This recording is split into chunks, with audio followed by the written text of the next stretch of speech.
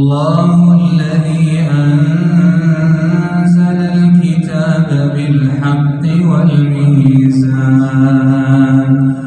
وما يدريك لعل الساعة قريب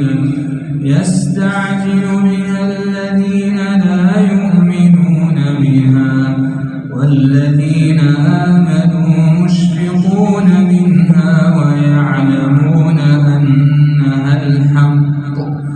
ألا إن الذين يمارون في الساعة لفي ضلال بعيد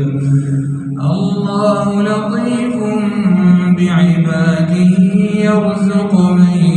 يشاء وهو القوي العزيز من كان يريد حرث الآخرة نزد له في حرثه ومن كان يريد حرث الدنيا نؤته منها وما له في الآخرة من نصيب أم لهم شركاء شرعوا لهم من الدين ما لم يأذن به الله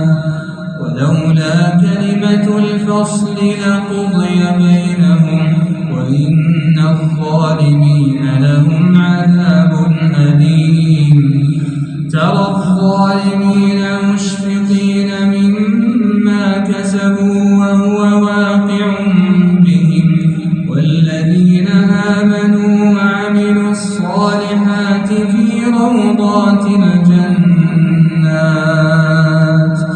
لهم ما يشاءون عند ربهم